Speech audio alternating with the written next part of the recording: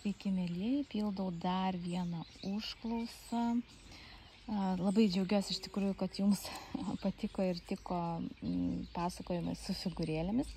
Dabar pakalbėkim apie tokį momentą, kai yra šeima ir dėl kažkokios priežasties įvyksta išsiskyrimas, bet koks variantas, ar vyras iš šeimos išeina, ar moteris išeina, irgi dėl pačių įvairiausių priežasčių.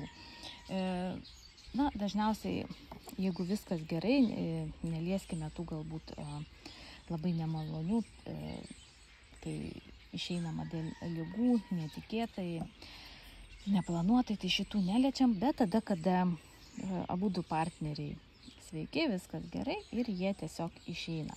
Ko daryti labai nerekomenduojama, sakykime. Vis tiek didžiausia auditorija moterim, tai tiesiog tebūnie moterim. Išeina tėtis dėl kažkokių priežasčių kažkur kitur. Taip, mama lieka su vaikais. Taip. Ir labai dažnai būna, kad tokiu atveju berniukas užima nesamo partnerio vietą, o mergaitė tampa tarsi draugė.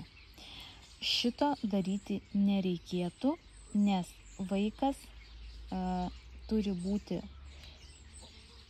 už mamą truputėlį žemiau ir vaikas nėra partneris, kuris stovi vienodame lygmenyje.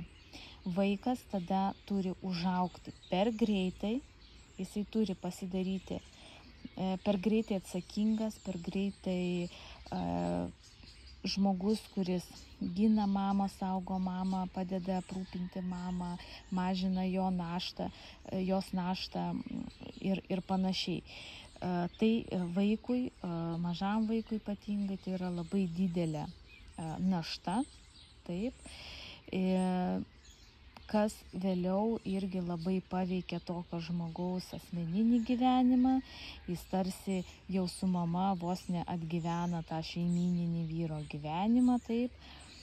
Ir geresnėme variante, taip, jisai labai būna rūpestingas, panašus, ta prasme, jisai būna ir rūpestingas, atsakingas ir labai rūpinasi savo šeima, vaikais ir panašiai, bet mama tarsi šioje vietoje pririša jį ir tada berniukui, būsimam vyrui, labai sunku visą dėmesį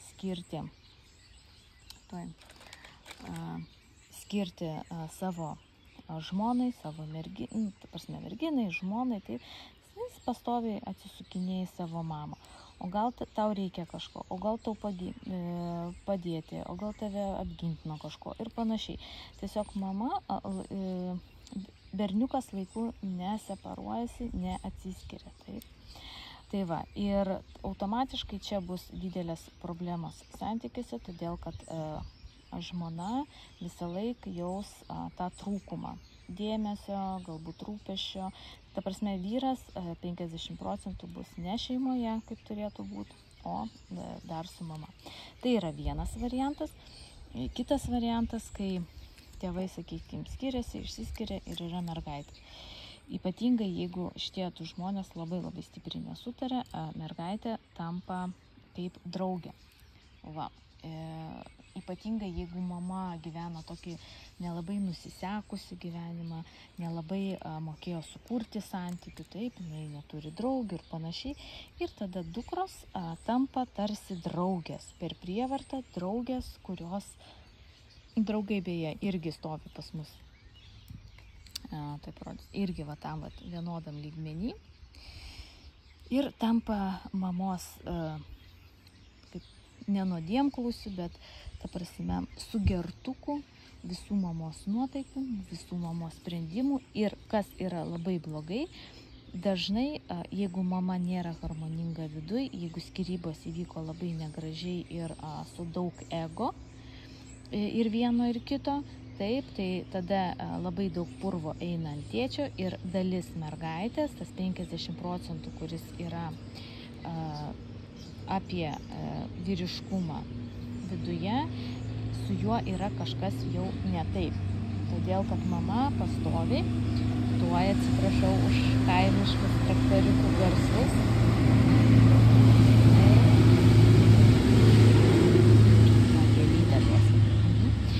Va, dar kartą atsiprašau už tuos tokius garsus kaimiškus. Tai va, tai esmė yra tokia, kad ta 50% tėčio dalis mergaitėje, jinai pastoviai yra pilama purvais, pastoviai rodoma, kad su tėčiu buvo kažkas negerai ir panašiai. Ir mergaitė nenori, vis tiek suvokia, kad su manim kažkas yra negerai, taip? Nes tėtis yra negeras, tėtis įskaudina mamą ir panašiai. Kas tokiu atveju vyksta, vienareikšmiškai santykis į vyrus, asmeninis mergaitės gyvenimas irgi kaip taisyklė klostosi labai nekaip.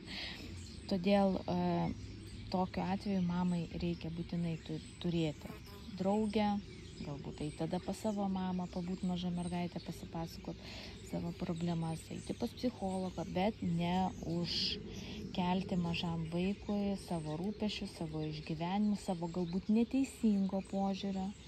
Taip, santykiuose nėra vieno kalto, santykiuose yra tik tai nesusikalbėjimas, nemokėjimas komunikuoti, nepriėmimas, teisingo sprendimo nepriėmimas pačioje pradžioje, neįsiklausimas į save ir panašiai. Tai liečia abudu partnerius visada.